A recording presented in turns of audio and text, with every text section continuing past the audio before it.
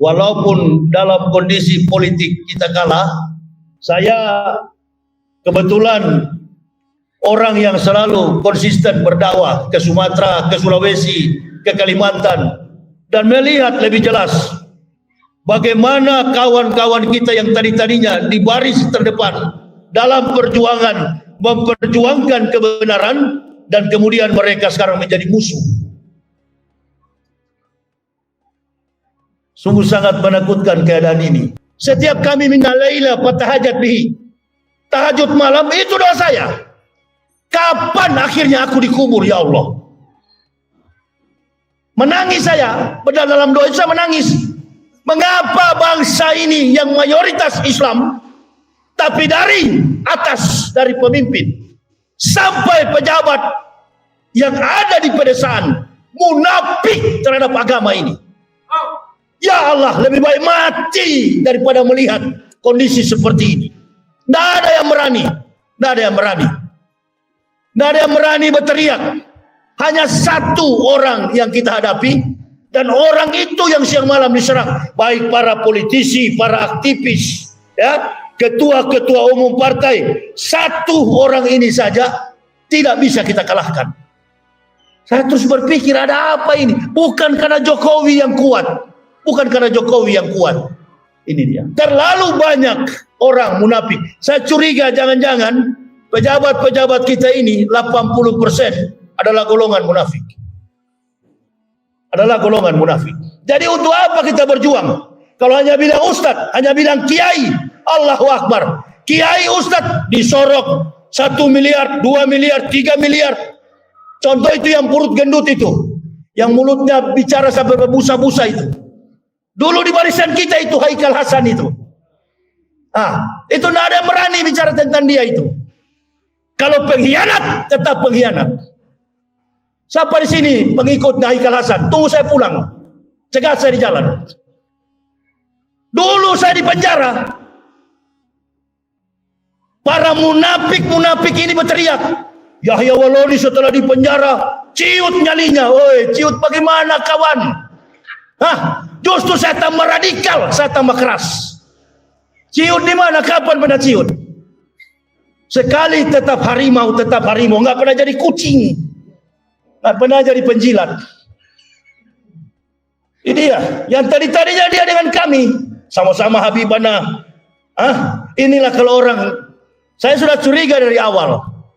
Kalau memang betul-betul pejuang, pasti injak di jeruji besi, pasti masuk penjara. Kok ini orang nggak masuk penjara? Ada apa ini? Ular kepala dua. Inilah cara Yahudi. Itu yang dia baca itu adalah filosofi saya sampaikan. Jenderal 4 bintang, jago strategi. Siapa namanya? Rommel. Jenderalnya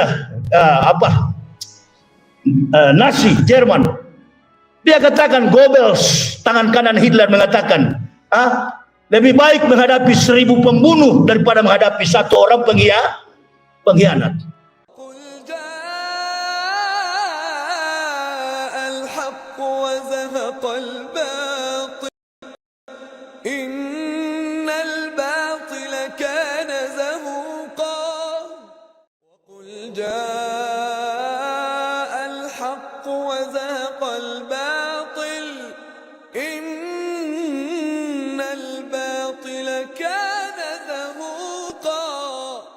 Kondisi masyarakat kita Indonesia ini sangat memprihatinkan.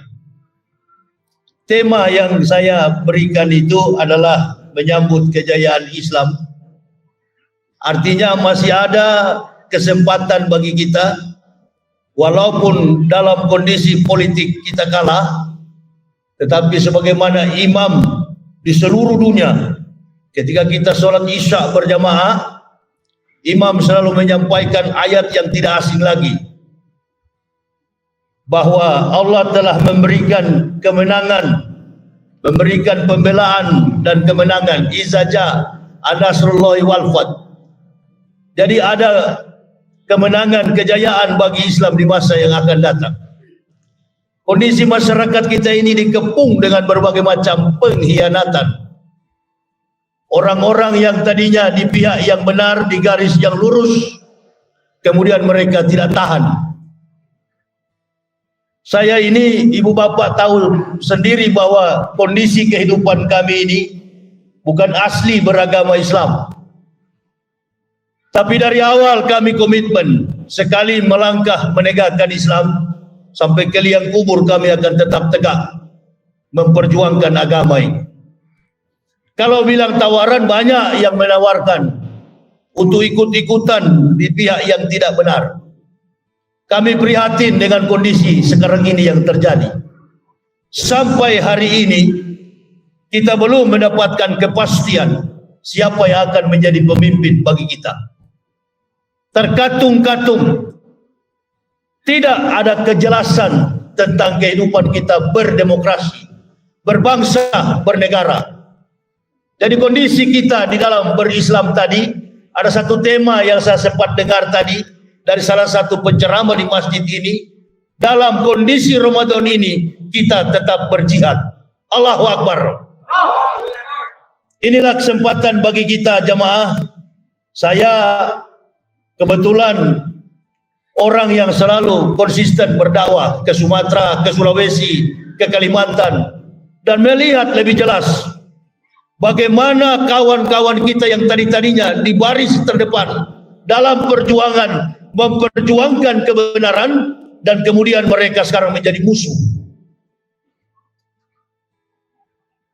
Sungguh sangat menakutkan keadaan ini. Kita tetap berdoa kepada Allah, meminta kepada Allah agar apa yang kita inginkan, cita-cita kita, insya Allah segera diijabah oleh Allah. Tak ada yang mustahil. Ini bulan Ramadan, semua permohonan munajat kita kepada Allah pasti didengar oleh Allah Subhanahu wa taala. Kondisi kehidupan kita semua, saya pribadi, ibu bapak, saudara-saudara kita di luar sana, sangat memprihatinkan. Ekonomi kita terpuruk, persatuan dan kesatuan dalam kehidupan bermasyarakat, berbangsa, bernegara, di kalangan elit politik kita diadu domba. Bahkan yang paling sangat memprihatinkan adalah ketika kita beribadah kepada Allah diatur sedemikian rupa, dan ini yang mengaturnya adalah orang-orang kafir. Orang kafir yang tidak suka dengan suara sound system. Orang kafir yang tidak suka dengan ibadah yang dilakukan oleh orang Islam. Yaquli walan tardo ankal yahud wala nasara hatta tatabiya milatahum. Ini adalah konsep mereka. Dari dulu sampai akhir zaman, sampai kiamat, mereka tidak akan pernah berhenti. Mereka akan terus mengganggu kita. Bagaimana cara mereka? Berulang-ulang saya katakan, bagaimana cara menghancurkan Islam? Pakai orang Islam untuk menghancurkan Islam.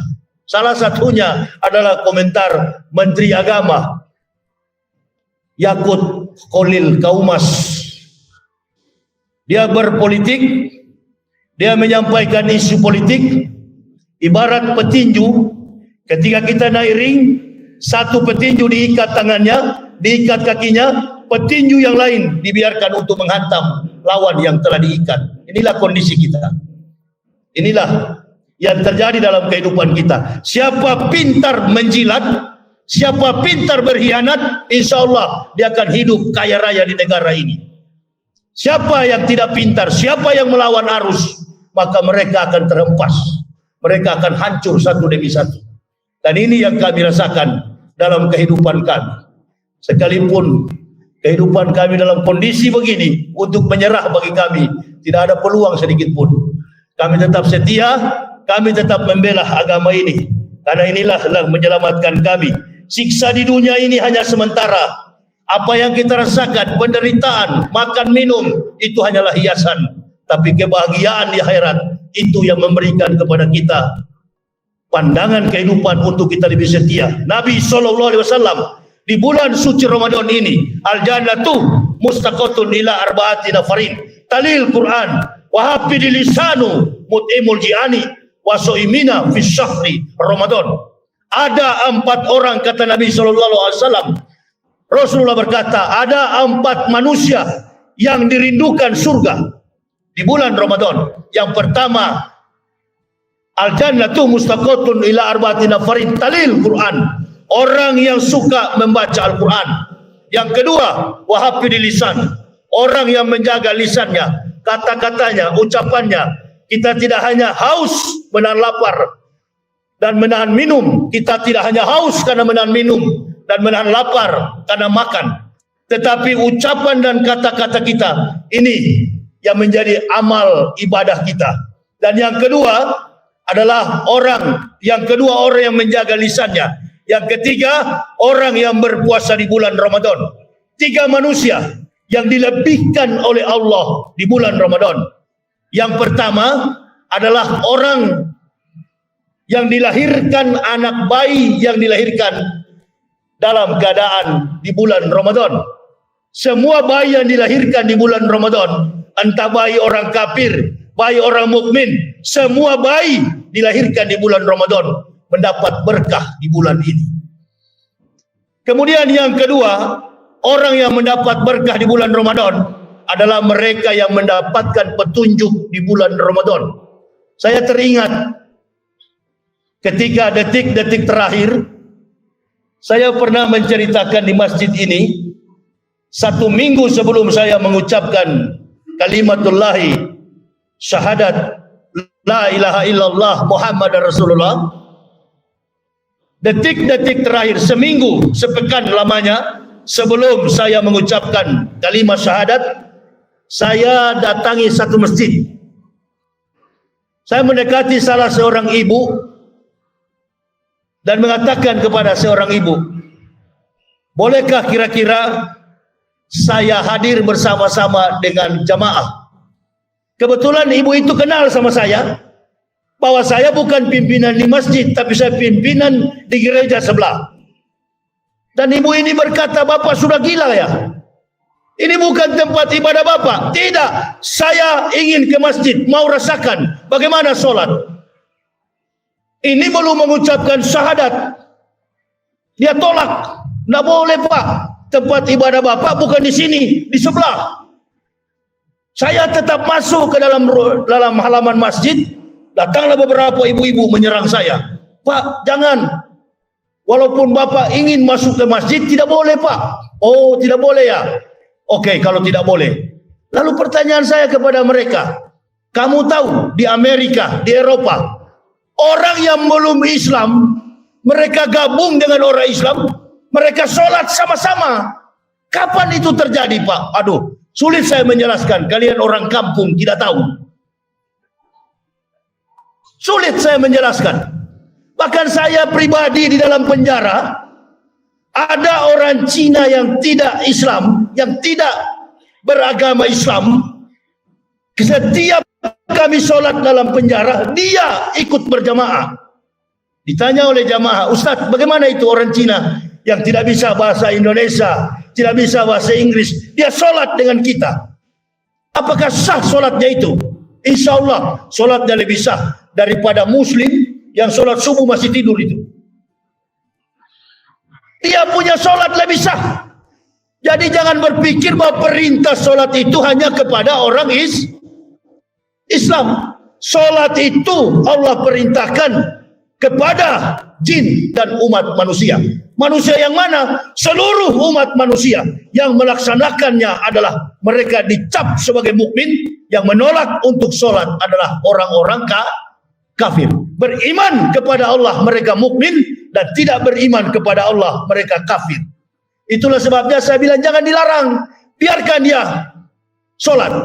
Banyak kaum jenius, orang-orang pintar di Amerika, saintis, mereka bukan Islam, mereka bergabung pertama kali, ikut berjamaah. Gerakannya kan gampang, beda dengan di gereja, berdiri menyanyi, harus pintar menyanyi kalau masuk Kristen. Makanya ibu bapak kalau mau murtad harus bisa menghafal solmisasi. Latihan sama Ahmad Dhani itu. Ya, di sana itu tidak mudah. Jadi ada orang bilang sama saya, Ustadz, aturan di Islam lebih ketat daripada di Kristen. Salah antum, salah antum. Justru di Kristen lebih banyak aturannya. Apalagi seorang pendeta kalau mau naik pidato begini, Allahu Akbar. Dia harus mengenakan stola. Jubah pendeta yang hitam itu. Kalau Katolik yang putih. Kalau Protestan yang hitam. naik mimbar dengan latar belakang liturgika yang begitu panjang, ibadahnya sampai 4-5 jam. Kita orang Islam 10 menit saja sudah bosan. Itu dia. Kenapa bosan? Karena ibadahnya benar. Amin ya Rabbal. Benar. Begitu juga puasa, saum. Ada yang tanya sama saya, orang kafir puasa enggak Ustaz? Orang Kristen juga puasa, Yahudi puasa, Protestan puasa, Katolik puasa. Bahkan orang Kristen dari latar belakang denominasi gereja Adventis, mereka setiap hari Sabat, setiap hari Sabtu puasa. Sepanjang umur dunia mereka puasa.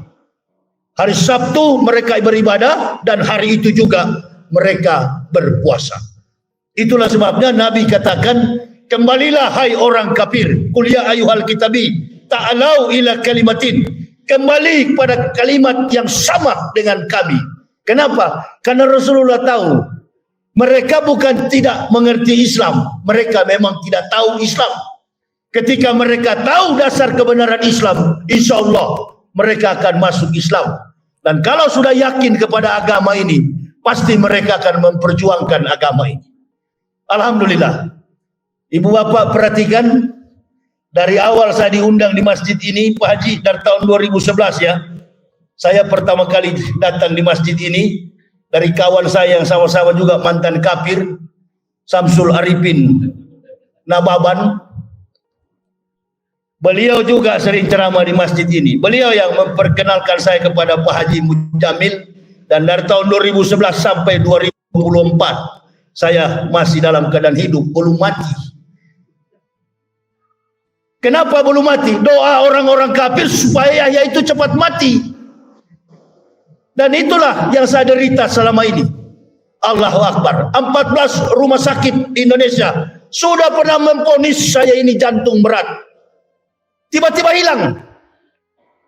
Kemarin pulang dari Lampung, bawa oleh istri saya, karena saya sesak nafas, masuk angin. Dokter tidak mengenal masuk angin. Dokter tidak mengenal masuk angin, ditekan di perut, dokter tekan, langsung terkentut. Memang 3 hari saya belum buang air. Dok, saya rasa kentut ini, sudah lepas saja Ustaz. Wah, memang keluar betul. Itu dia. Hah? Dalam keadaan begitu, napasnya sudah nggak ada napas. Menangis istri saya. Bagaimana ini kalau meninggal? Saya bilang kalau meninggal ya dikubur. Apa susahnya? Ya, apalagi kondisi bangsa begini. Kita dikepung kiri kanan dengan manusia pengkhianat terhadap apa? Terhadap Islam. Jadi ibu bapak tinggal pilih saja. Kalau mau selamat, ikuti orang-orang itu. Kalau mau selamat akhirat, ikuti jalan para ulama. Insya Allah tinggal sedikit kami yang berjuang. Dan perhatikan baik-baik, sampai hari ini sesama ulama diadu domba. Sesama ulama diadu domba. Isu tentang nasab Ba'alawi, isu tentang nasab Wali Songo masih diperdebatkan. Inilah. Ibu bapak mau tahu siapa yang bikin semuanya ini? Tidak ada yang bikin ini, kecuali ini adalah cita-cita orang kafir Nasoroh. Sudah lama mereka cita-citakan ini. Sekarang tercapai. Kita tetap mencintai para habaib, juriat para nabi, dan kita juga tetap mencintai para kiai, para ulama. Jangan mau kita diadu domba. Adapun orang-orang yang selalu berkomentar terkait dengan hal itu, mereka itu adalah golongan-golongan bagian daripada Walantardo dan Yahudi. Nasoroh, mereka itu adalah bagian daripada Yahudi dan Nasrani. Jadi saya hanya mengingatkan kepada Bapak Ibu, karena saya bukan bagian daripada ulama. Saya ini ibarat handphone, saya hanyalah charger, menguatkan keimanan Bapak Ibu. Ketika handphone itu mulai suak, mulai baterainya lowbat, maka dia dibutuhkan charger. Dan kami tampil di mana-mana hanya sebagai penguat iman kaum mukmin. Saya kira ini Pak Haji, sudah seberapa menit? Takut-takut saya ini, jangan dia lewat. Masih berapa menit lagi? 10 menit ada? Ada ya? Itulah ibu bapak. Jadi saya hadir di sini, ditelepon sama Pak Haji Mujamil, Ustadz jangan lupa, insya Allah kalau sudah dikasih undangan, kalaupun saya tidak datang, kalau di luar daerah saya kasih tahu Pak Haji, saya ada di Makassar atau di mana, karena saya mengendarai kendaraan, pasti saya beritahu. Alhamdulillah, Allah masih berikan kesehatan kepada kami, dan saya juga melihat bahwa kawan-kawan kita semua ini, semakin hari Islam ini semakin hancur. Coba ibu bapak perhatikan. Tadinya kita di baris terdepan dalam perjuangan dakwah ini, tidak ada satupun harap kepada siapa, semuanya pada tiarap. Semua pada takut, sementara usia kami selalu bertambah dan satu demi satu dipanggil oleh Allah Subhanahu wa taala. Tadi pagi kalau nggak salah seorang Al-Habib Hasan Assegaf kembali ke rahmatullah. Beberapa bulan yang lalu Sarifah istri daripada Habibana Muhammad Rizik Syihab meninggal dunia. Jangan-jangan nanti Pak Haji insya Allah tahun depan tidak ada lagi nama saya, sudah kembali ke rahmatullah. Nah itu dia. Ibu bapak pikir takut saya begitu? Itu yang saya tunggu-tunggu. Lama sekali ya Allah. Lama sekali kau panggil saya mati. Lama sekali. Sampai bini saya bilang jangan berdoa begitu Pak. Kenapa saya berdoa begitu? Istri saya tegur. Setiap kami minna laila fatahajat bihi. Tahajud malam itu doa saya. Kapan akhirnya aku dikubur ya Allah? Menangis saya, padahal dalam doa itu saya menangis. Mengapa bangsa ini yang mayoritas Islam, tapi dari atas, dari pemimpin, sampai pejabat yang ada di pedesaan, munafik terhadap agama ini. Ya Allah, lebih baik mati daripada melihat kondisi seperti ini. Tidak ada yang berani, tidak ada yang berani. Tidak ada yang berani berteriak. Hanya satu orang yang kita hadapi, dan orang itu yang siang malam diserang, baik para politisi, para aktivis, ya, ketua-ketua umum partai. Satu orang ini saja tidak bisa kita kalahkan. Saya terus berpikir ada apa ini? Bukan karena Jokowi yang kuat, bukan karena Jokowi yang kuat. Siapa? Dosa kita semua. Ini dia. Terlalu banyak orang munafik. Saya curiga jangan-jangan pejabat-pejabat kita ini 80% adalah golongan munafik. Adalah golongan munafik. Jadi untuk apa kita berjuang? Kalau hanya bilang ustadz, hanya bilang kiai, Allahu Akbar. Kiai ustadz disorok 1 miliar, 2 miliar, 3 miliar. Contoh itu yang perut gendut itu. Yang mulutnya bicara sampai berbusa-busa itu. Dulu di barisan kita itu Haikal Hasan itu. Itu tidak ada yang berani bicara tentang dia itu. Kalau pengkhianat, tetap pengkhianat. Siapa di sini pengikut Haikal Hasan? Tunggu saya pulang. Cegat saya di jalan. Dulu saya di penjara. Para munafik-munafik ini berteriak. Yahya Waloni setelah di penjara, ciut nyalinya. Woi, ciut bagaimana kawan? Justru saya tambah radikal, saya tambah keras. Ciut di mana? Kapan pernah ciut? Sekali tetap harimau, nggak pernah jadi kucing, nggak pernah jadi penjilat. Ini dia, yang tadinya dia dengan kami, sama-sama Habibana. Inilah kalau orang, saya sudah curiga dari awal. Kalau memang betul-betul pejuang, pasti injak di jeruji besi. Pasti masuk penjara. Kok ini orang nggak masuk penjara? Ada apa ini? Ular kepala dua. Inilah cara Yahudi. Itu yang dia baca itu adalah filosofi saya sampaikan Jenderal 4 bintang, jago strategi. Siapa namanya? Rommel. Jenderalnya Nazi Jerman. Dia katakan, Goebbels, tangan kanan Hitler mengatakan, lebih baik menghadapi 1000 pembunuh daripada menghadapi satu orang pengkhianat. Siapa pengkhianat itu? Mereka itu bagaikan lalat yang berputar-putar pada feses, dan makanan mereka adalah feses, kotoran, tai. Inilah konsumsi mereka. Di bulan Ramadan ini kita konsumsi yang baik-baik. Amin ya Rabbal. Saya 18 tahun ikut Ramadan. Sudah 18 tahun usia keislaman saya. 11 Oktober tahun 2006. Sekarang tanggal 13 Maret tahun 2024. Berarti usia keislaman saya, usia umur saya 18 tahun. Pak Haji yang sudah tua, saya baru 18 tahun.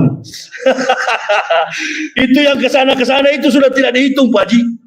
Ya, yang masih kafir itu ditutup jadi kertas putih. Jadi untuk apa saya mau takut dalam perjuangan ini?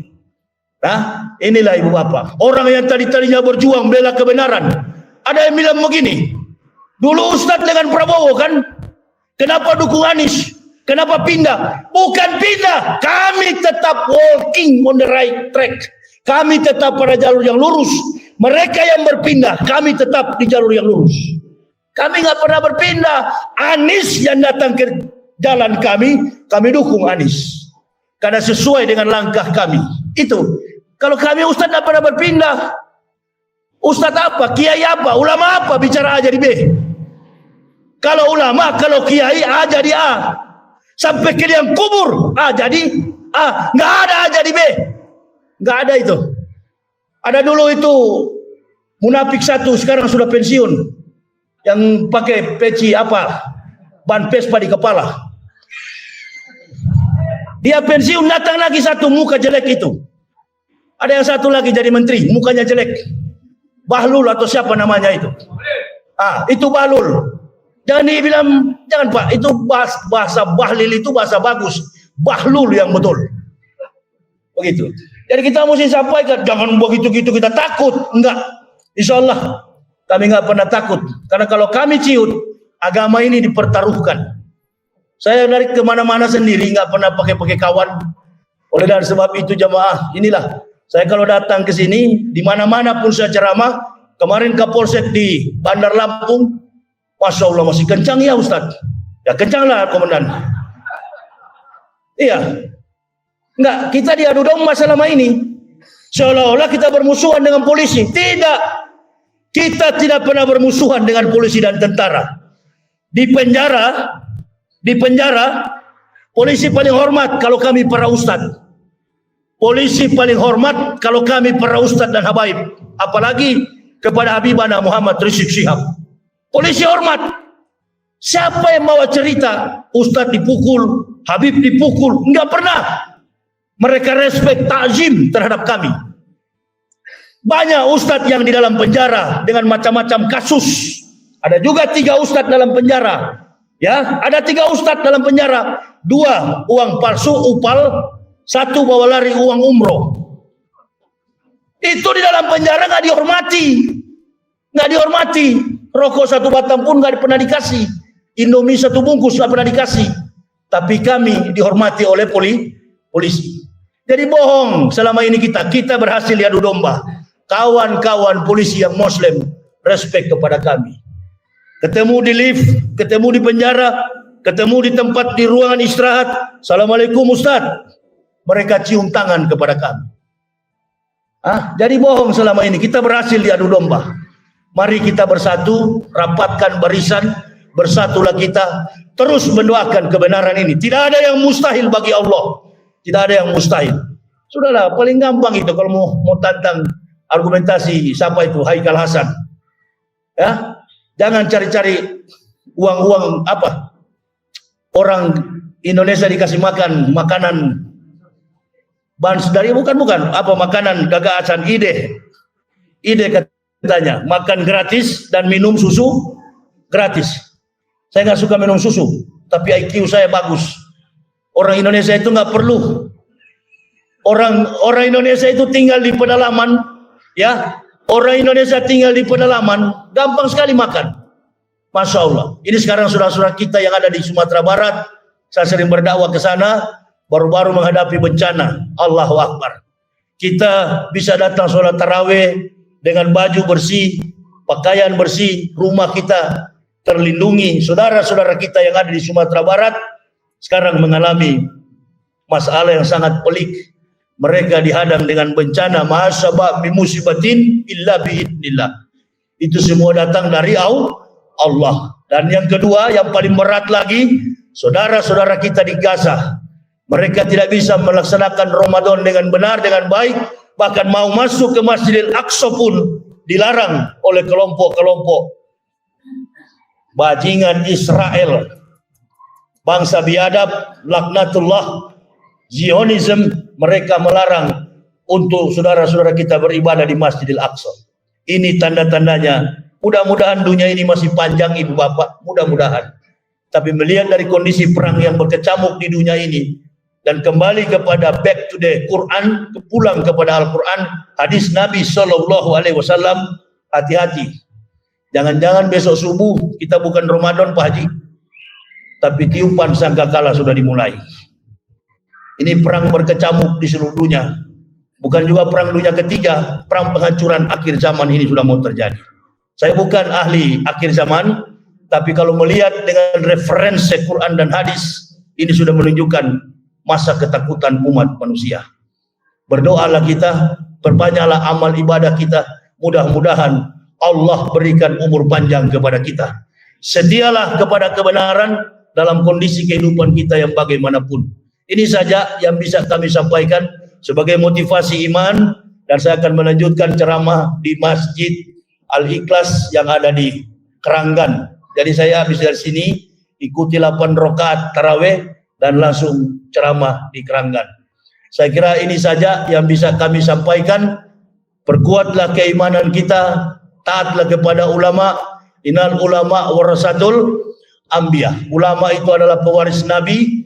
Taat kepada Nabi berarti taat kepada Allah. Ulama yang bagaimana? Ulama yang betul-betul jujur, lurus di jalan Allah, yang siang malam berdakwah di Masjid Al-Ittihad ini. Ikuti apa yang mereka katakan dan doakan mereka semua, termasuk saya pribadi, orang yang turut menyampaikan bi ilmi ulama'i, ilmu para ulama.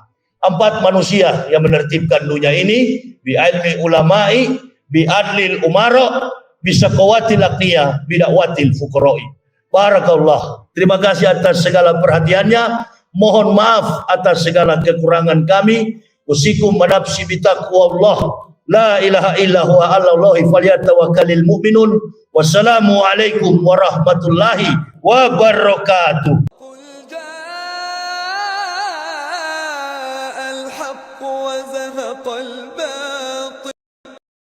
إن الباطل كان زهوقا وقل جاء الحق وزهق الباطل